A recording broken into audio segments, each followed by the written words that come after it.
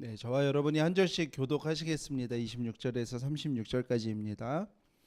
그리하여 온 이스라엘이 구원을 받으리라. 기록된 바 구원자가 시온에서 오사 야곱에게서 경건하지 않은 것들을 돌이키시겠고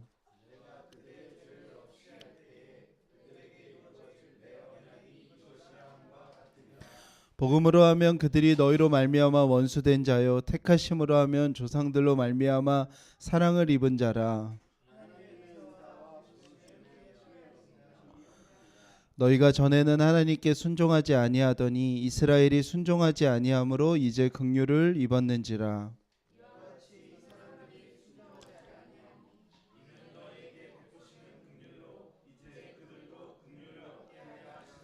하나님이 모든 사람을 순종하지 아니하는 가운데 가두어 두심은 모든 사람에게 긍휼을 베풀려 하심이로다.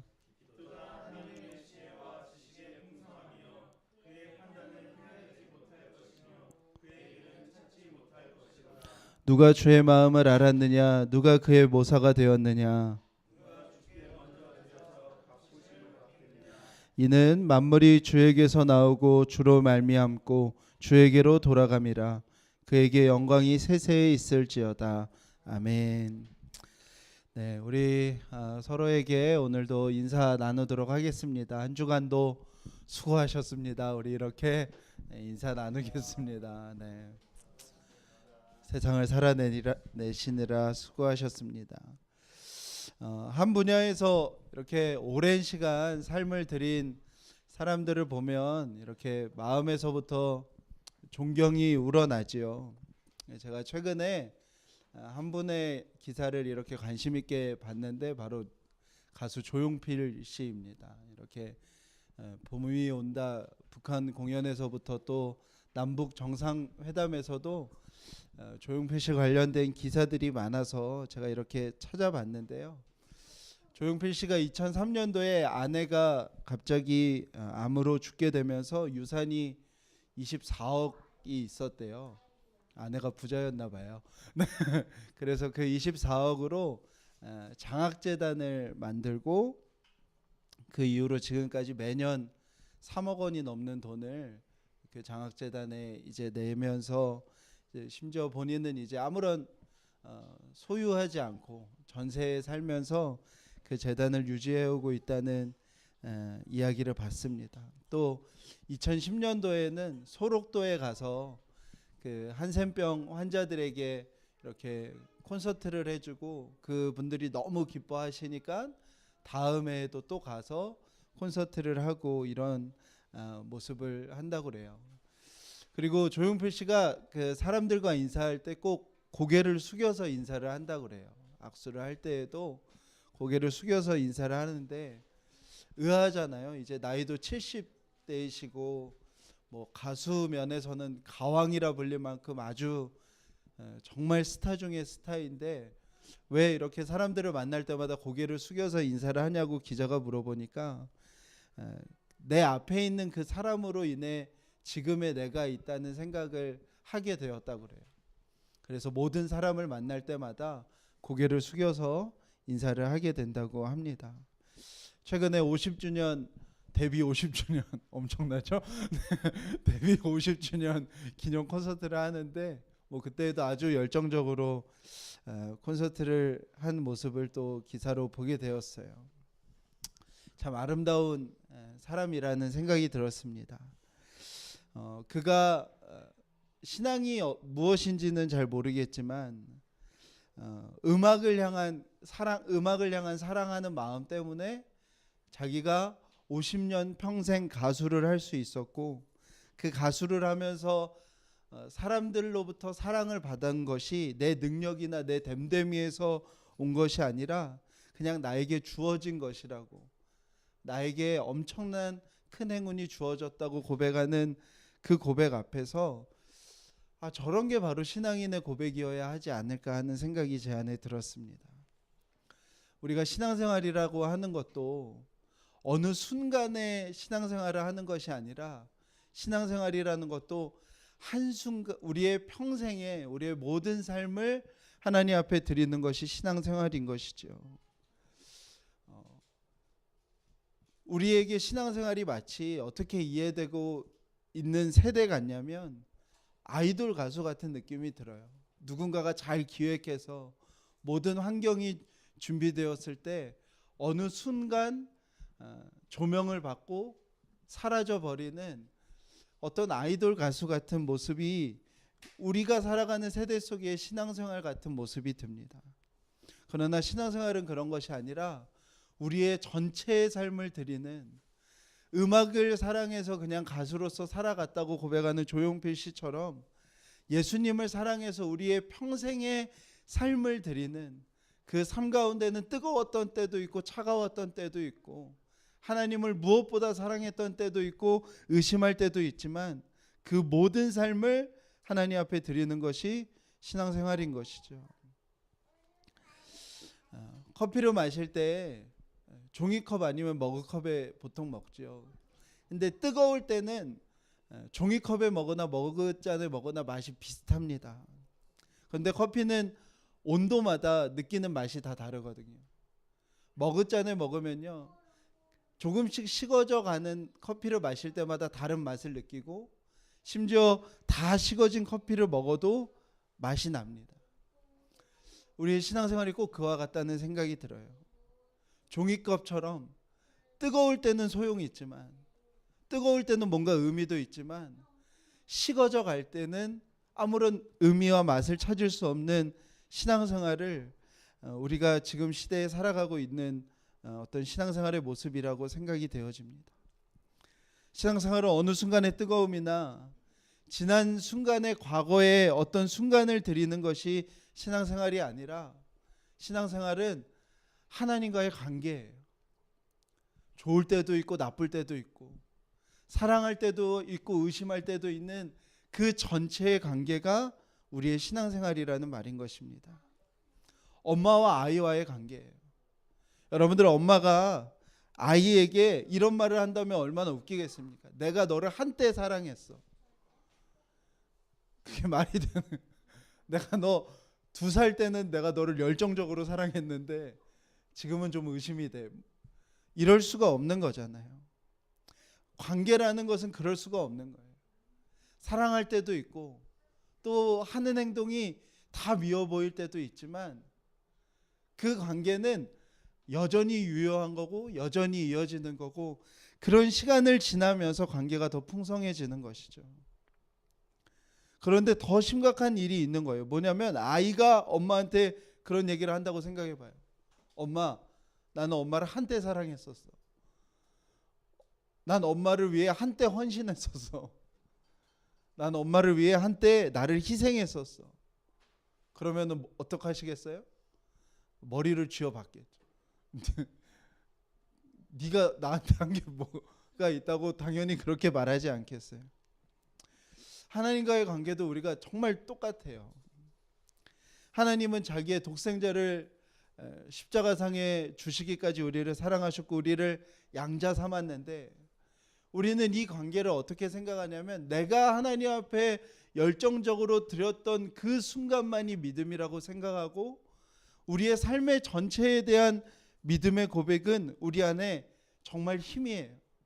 그리고 마치 내가 뜨거웠던 때 하나님 앞에 드렸던 고백만이 믿음인 거고, 그 이후에 드리는 어떤 우리의 믿음과 고백들은 마치 아이가 엄마한테 하듯, 하나님, 제가 하나님을 한때 사랑했었지만 지금은 좀 아닌 것 같아요 라고 고백하는 것처럼 말하는 거죠.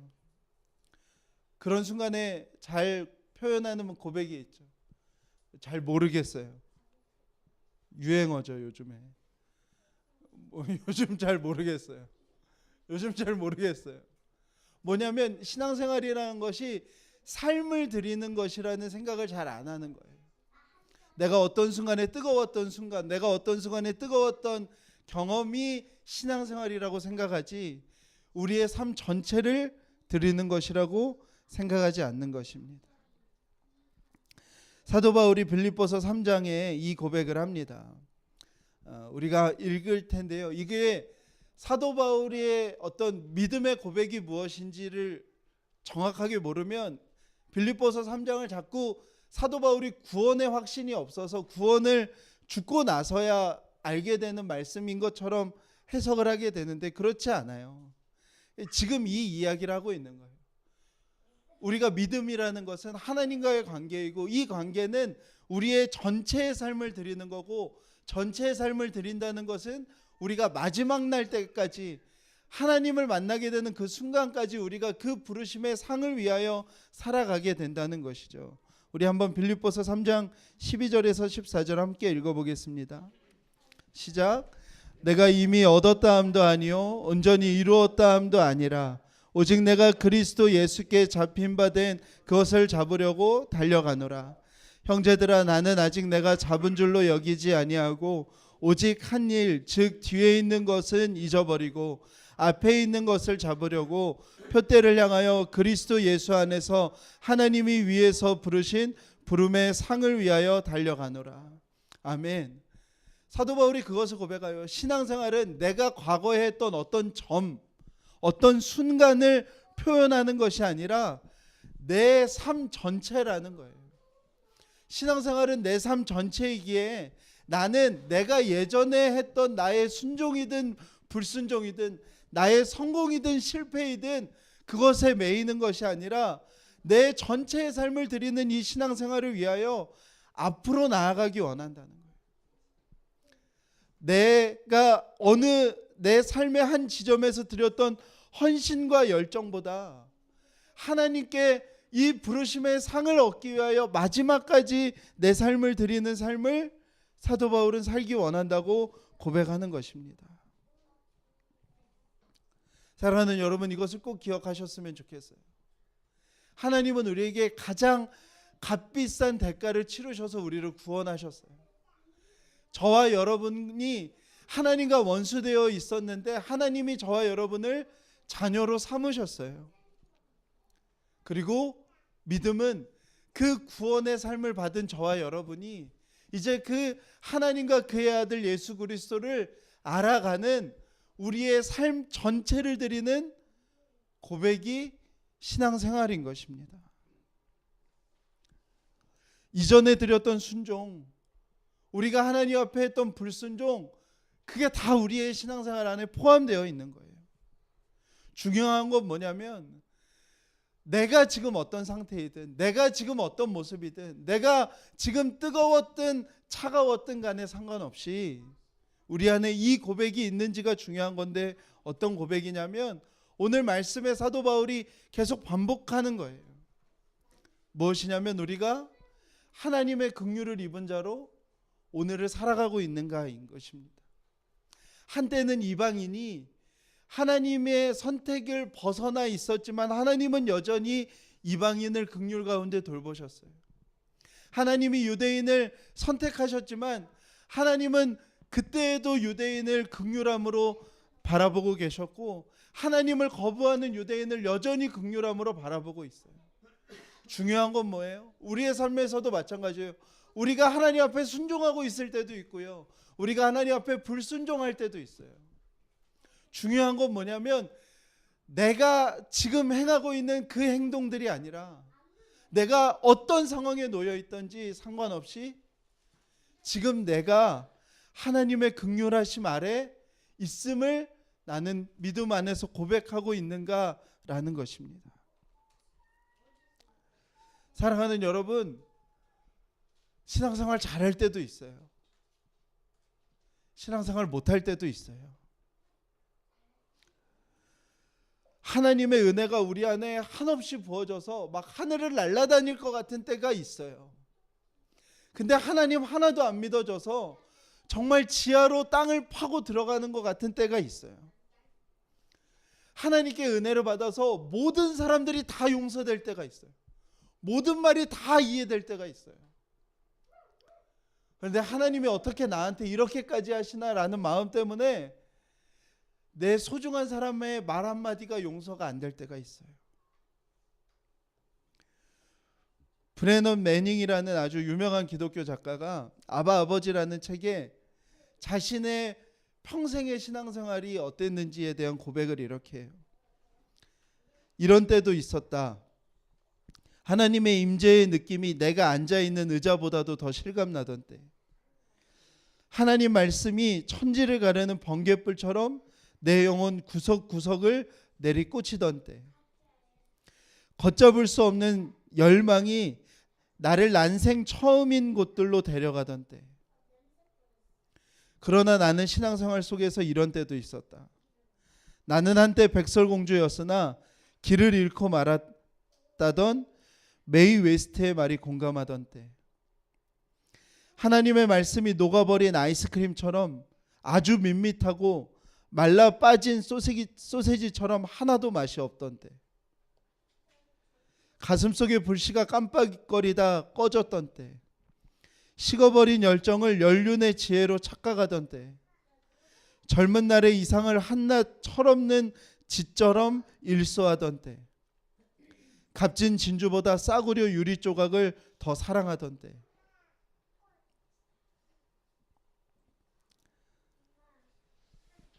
사랑하는 여러분, 신앙생활 안에 이 모습과 이 모습이 우리 안에 다 있는 거예요.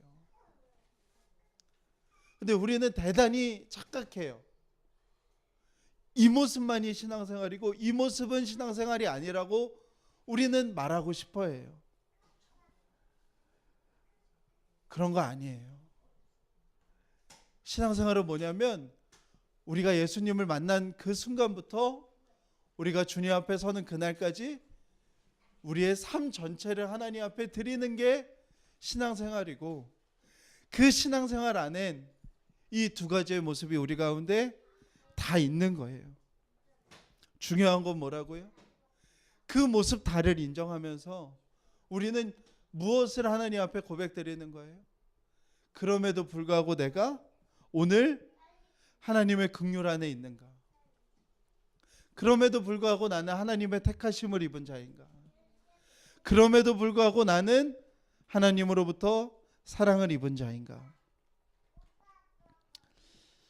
조용필 씨가 소록도에 가서 공연을 했었는데 2016년도에 소록도 병원에 뉴스가 되게 크게 났던 적이 있어요. 그게 뭐냐면 소록도 병원이 이제 문둥병 환자들이 있는 곳이에요. 그러니까 문둥병 환자가 지금은 이제 치료가 되지만 불과 20년 전만 해도 문둥병에 걸리면은 가족이 버릴 수밖에 없었어요. 그래서 그들을 이제 여수의 소록도에 가둬놓고 그들을 진료하였는데, 그곳을 섬기기 위해서 평생을 40년을 그곳에서 섬겼던 두 분의 여자 선교사님이 계세요. 마르니안느랑 마가렛 수녀님이셨어요. 이분들이 1960년에 오스트리아에서 간호대학을 마치고 24살, 26살 때 소록도에 오셨어요. 그리고 40년을 그들을 섬긴 거예요. 기자가 물었어요. 어떻게 그렇게 긴 시간을 이 한센병 환자들, 가족도 버리고 친척도 버리는 이들을 섬길 수 있냐고 물었더니 이분들이 이렇게 고백을 했다고 그래요. 그저 우리는 예수님의 복음으로 하루하루를 살았을 뿐입니다. 그리고 정말 많은 분들이 우리를 도와주셨기에 가능했고, 우리는 단지 그들의 친구가 되어주기 위해 살았습니다라고 고백을 하시는 거예요. 이분들이 소록도에서는 수녀라는 호칭으로 불리었지만 이분들은 정식 가톨릭 수녀분들이 아니라 구도자들이셨어요. 우리로 따지면 평신도 선교사였어요. 그래서 이분들은 은퇴 후에 오스트리아로 돌아갔는데 오스트리아 카톨릭 수녀회로부터 노후를 보장받지도 못하는 신세인 게 또 알려졌어요. 오스트리아에서 가장 낮은 단계의 빈곤 계층으로 최저 생활 생계비를 국가연금으로 받으면서 살아가고 있는 거예요. 기자가 또 묻는 거예요. 그렇게까지 긴 세월을 헌신하였는데 지금은 너무나 어려운 삶을 살고 있는 게 후회되진 않으십니까? 그랬더니 이분들이 그러는 거예요. 저희는 세계 2차 대전을 청소년 때에 경험했던 사람들입니다.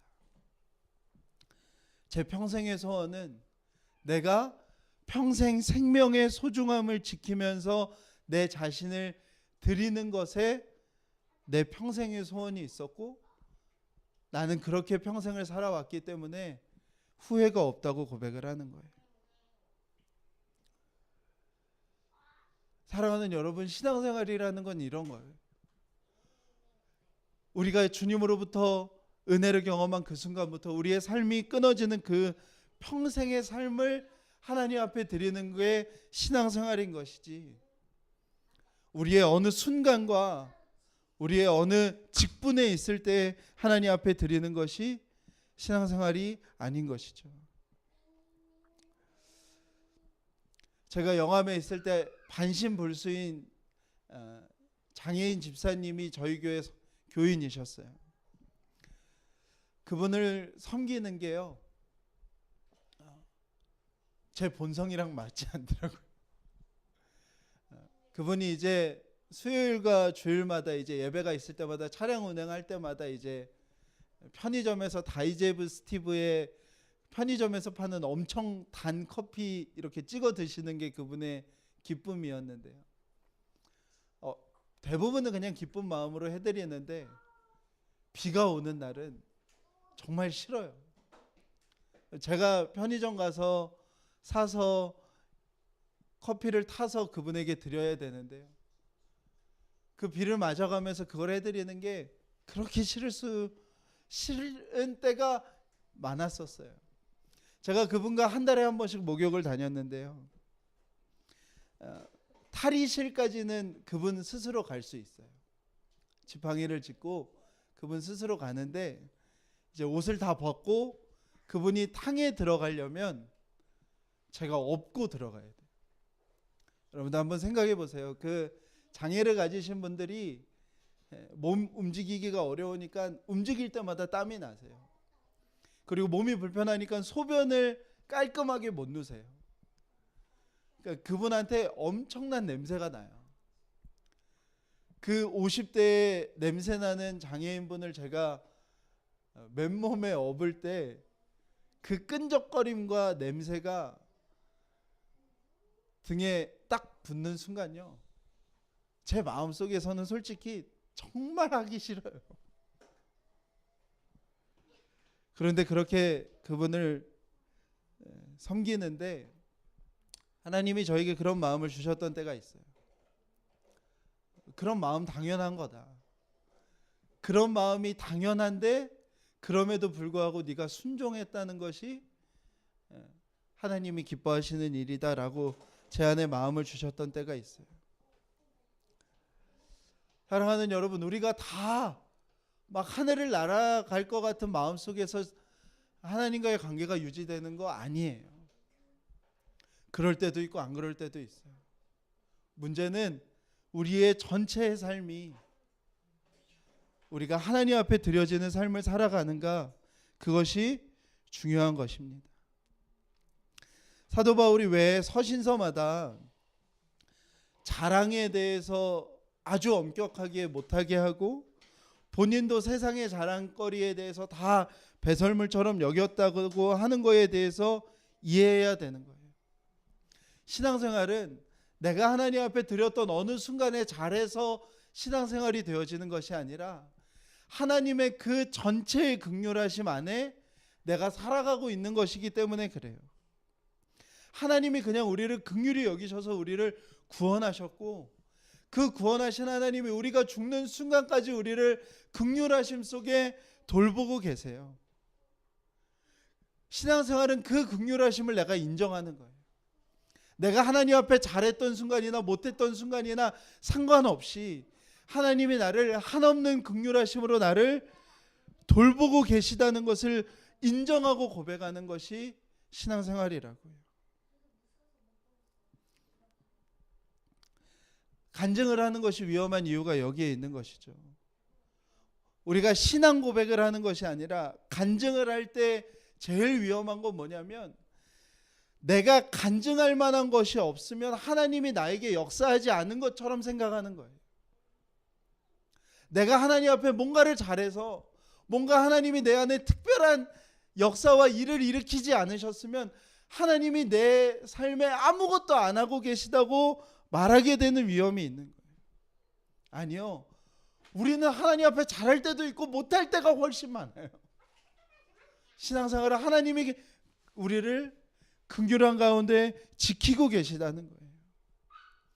33절 이후의 말씀은 그런 말씀이에요. 여러분들 하나님 앞에서 정말 까불면 안 됩니다라고 사도 바울이 얘기하는 거예요. 계속해서 9장에서 11장에 유대인을 향하여 사도 바울이 말하는 게 이건 거예요. 우리가 하나님의 역사에 들어가게 된 것이지 우리의 어떠함이 하나님의 역사를 결정하는 것이 아니라는 거예요. 33절 한번 읽어봅시다. 시작.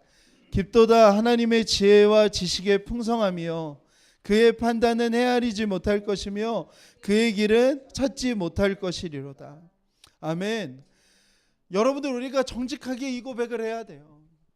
우리가 어떤 하나님 앞에 대단한 일을 하면은 하나님이 우리 가운데 반드시 어떤 보상을 하실 거라고 생각해요. 그리고 그게 이루어지지 않으면 못 견뎌해요. 그럴 때마다 우리는 하나님 앞에 이렇게 기도해요. 하나님 우리에게 어떻게 이러실 수 있나요? 하나님 우리에게 왜 이렇게까지 하시나요? 이러는데요. 그런데 우리의 삶을 정말 솔직하게 되돌아보면 그때 하나님이 우리의 기도를 안 들어주셨기 때문에 복이 되었던 순간이 엄청나게 많아요. 수도 없이 많아요.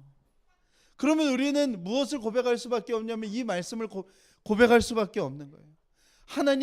하나님의 지혜와 지식이 정말 놀랍군요. 신앙생활은 이거라고요. 하나님이 우리를 하나님의 긍휼 가운데 돌보고 계세요. 어떤 삶의 순간에 우리가 원하는 바, 우리가 기대하는 바가 이루어지지 않을 때가 있어요. 그런데 그때 우리가 이렇게 고백하는 거예요. 하나님의 지혜와 지식이 풍성합니다. 하나님의 판단을 우리가 헤아릴 수 없습니다. 고백하는 거예요. 할렐루야. 우리가 장소가 이제 다음 주면 없어요. 우리는 그런데 하나님이 복정동을 약간 교단의 이해관계 때문에 어쨌든 막혀지게 된 것이죠. 그러나 우리는 그 순간에 우리는 이 고백을 하는 것이 신앙생활인 거예요. 하나님 우리는 매우 당황스러운 상황에 놓여 있으나 하나님의 지혜와 지식은 풍성하며 그의 판단은 헤아리지 못할 것이니 하나님은 우리에게 반드시 선하고 아름다운 길을 보여주실 겁니다. 고백하는 것입니다. 착각하는 신앙생활이 있어요. 34절이에요. 우리 한번 읽어봅시다. 누가 주의 마음을 알았느냐? 누가 그의 모사가 되었느냐? 여러분들 하나님이 지혜와 지식이 부족해서 기도가 하나님이 모르는 걸 알려드리는 거라고 생각하는 사람들이 많아요. 하나님 모르시죠? 하나님 이렇게 하셔야 돼요. 하나님 이렇게 하셔야 돼요. 하나님 이거 모르셨구나. 이거 모르셨구나. 하나님 이렇게 하셔야 돼요. 아니요. 누가 하나님의 모사가 되겠어요? 어떻게 영원하신 하나님을 유한한 인간이 충고해 드릴 수 있겠어요? 어떻게 능력 없는 인간이 전능하신 하나님을 충고해 드릴 수 있겠냐고요. 35절이요. 우리가 함께 읽어보겠습니다. 시작. 누가 주께 먼저 드려서 갚으심을 받겠느냐?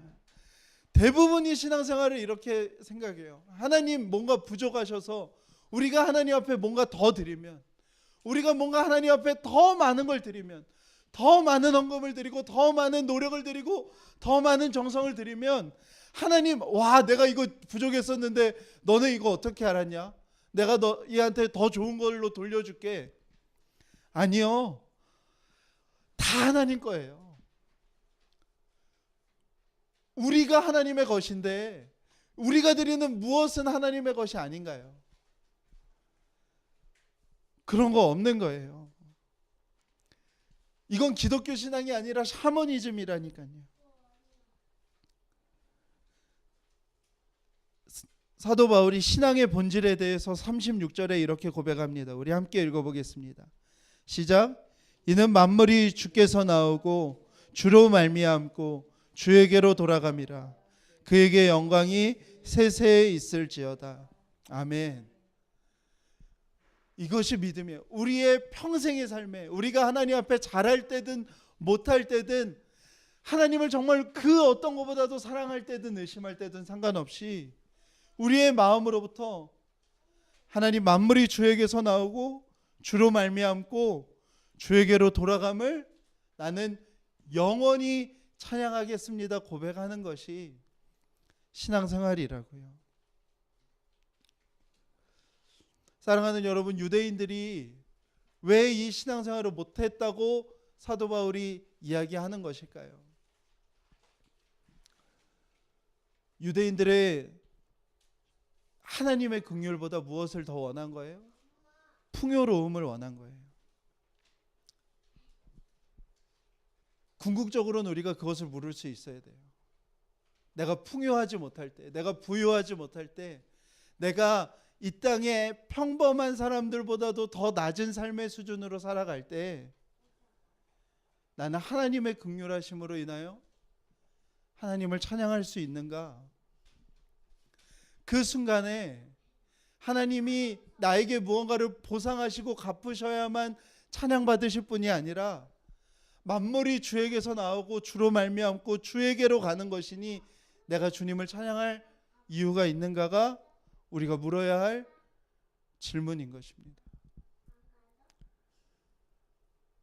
로마서 9장에서 11장은 유대인의 회복에 대한 이야기인데, 이 유대인의 회복은 지금 중동의 예루살렘 땅의 회복을 말하는 것이 아니라 하나님께 선택받은 백성들이 이 고백으로 주님 앞에 나올 수 있는가에 대한 고백 질문인 거예요. 여러분들 유대인의 역사를 기억하셔야 됩니다. 유대인들은 풍요로움으로 세상을 지배하는 것이 하나님께서 자신들에게 행하셔야 될 일이라고 믿었어요. 그리고 그들은 예수 그리스도를 죽였어요. 그런데 로마 제국이 결국엔 323년에 무슨 나라가 돼요? 기독교 국가가 돼요. 기독교 국가가 돼서 모든 사람들이 예수님을 믿는 국가가 되었는데 그 예수님을 죽인 민족이 누군 거예요? 유대 민족인 거예요. 그래서 로마의 국교가 된 이후에 유대 민족은 유럽 사회에서 계속해서 증오의 대상이었습니다. 그들은 자신이 살던 땅에서도 살지 못하였고 그들은 다 흩어져서 살 수밖에 없었어요. 유대인들이요, 그 흩어져서 사는 삶 속에서 어떤 직업을 선택할 수밖에 없었냐면 고리대금업 외에는 선택할 수밖에 없었어요. 남들이 부정하다고 말하는 직업이면서 그들 자신의 욕망을 채워줄 수 있는 직업이 뭐밖에 없었냐면 고리대금업밖에 없었어요. 유대인들은 그 일을 되게 열심히 해요. 정말 웃긴 거는 율법에는 유대인들, 하나님의 이스라엘 민족들이 이자를 가지고 하나님의 사람들을 괴롭히지 말라고 하였는데 이걸 본인 스스로들은 어떻게 생각하냐면 이 말씀은 이스라엘 민족에게만 해당되는 말씀이야.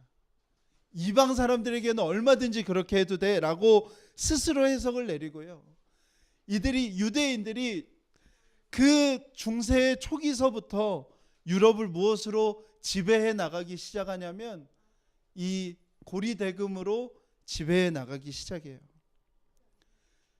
예수님을 죽이는 순간부터 그 순간까지 이스라엘 민족에게 뭐밖에 없는 거예요? 풍요로움으로 이 세상을 지배하고 싶은 마음밖에는 없는 거예요. 여러분들 십자군 전쟁도 그 배후에는 유대인들이 있었어요. 왜냐하면 유대인들에게 교회와 기사계급들이 너무 많은 빚을 지고 있었기 때문에 그 빚을 해결하기 위하여 십자군 전쟁을 시작하게 되었어요. 유럽이 왜 식민지를 그토록 얻기 위하여 제국주의 시대가 시작되었냐면 그것도 동일해요. 유대인들이 모든 나라의 빚을 다 좌지우지하고 있었기 때문에 식민지에서 금을 얻기 위하여 제국주의 시대가 시작이 되었어요. 그걸 다 누가 알고 있는 거예요? 유대 민족들이 조상의 조상에서부터 그 유대인들이 자신들에게 어떻게 하고 있는지, 그 이자를 가지고 어떻게 하고 있는지를 유럽인들이 다 알고 있는 거예요. 그래서 어떤 사건이 일어나는 거예요? 히틀러가 유럽을 제패했을 때 유럽 전역에 흩어져 있던 유대인들을 잡아서 모든 유럽의 국가에서 적게는 30만 명, 많게는 300만 명 유대인들을 학살하는 거예요.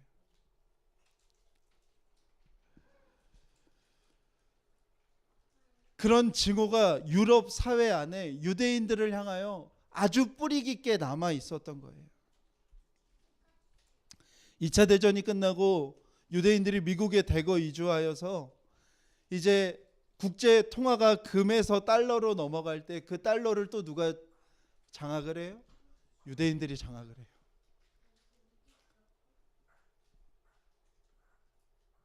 사랑하는 여러분, 유대인들의 예수님을 죽이는 그 순간부터 그리고 지금까지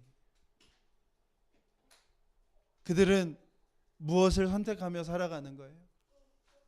하나님이 내 삶에 긍휼하심으로 고백되어지는 그 고백이 아니라 풍요로움을 쫓아 살아가는 그 삶을 유대인들이 선택하고 있는 거예요.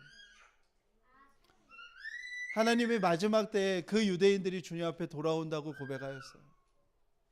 마지막 때에 그 유대인들이 무엇으로부터 돌아오는 거예요?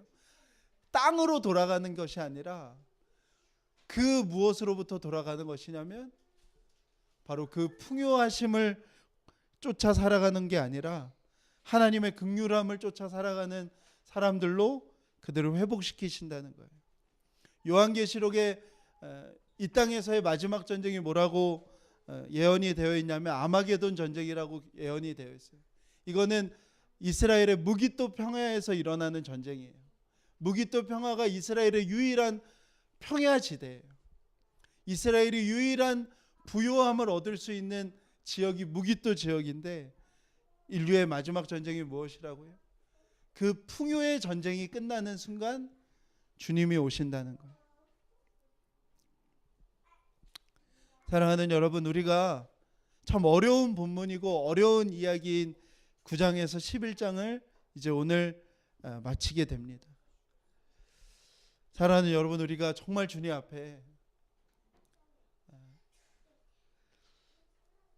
정말 지금 뜨거운 때를 보내고 계실 수도 있고 정말 하나님이 의심되어지는 시기를 보낼 수도 있고 하나님 앞에 내 삶을 정말 아무런 후회와 남김없이 드리고 싶은 마음이었을 수도 있고 자꾸 본전 생각나는 마음일 수도 있는 이 때를 우리가 지나고 있는 그 모든 것을 우리가 다 인정하고 오늘 우리가 하나님 앞에 드릴 고백은 무엇이냐면 하나님, 여전히 나는 하나님께 긍휼을 입은 자입니다. 하나님, 여전히 만물은 주에게서 나오고 주로 말미암고 주에게로 돌아가며 하나님에게 영광이 세세에 있을 것입니다. 그 믿음의 고백을 드릴 수 있는 저와 여러분이 되시기를 간절히 축원합니다. 부요함과 풍요로움을 넘어서 하나님의 긍휼함이 내 삶에 가장 귀하고 값진 보배임을 고백하는 저와 여러분이 되시기를 간절히 축복합니다. 우리 함께 찬양하고 기도하시겠습니다.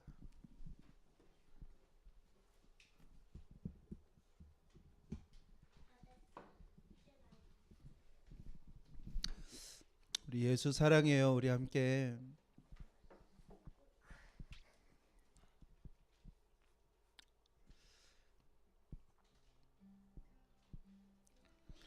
사랑하는 여러분, 우리가 우리의 어떤 모습을 드러내고 이야기하고 말하는 것이 아니라 우리가 뜨겁든 차갑든 우리의 마음이 간절하든 식어있든 상관없이 우리 이 시간 이 찬양의 고백처럼 우리를 향한 한없는 긍휼하신 한이 없으신 그 긍휼하심을 우리가 입술로 고백하고 찬양하였으면 좋겠습니다. 주님을 사랑하는 고백을 우리가 올려드립시다.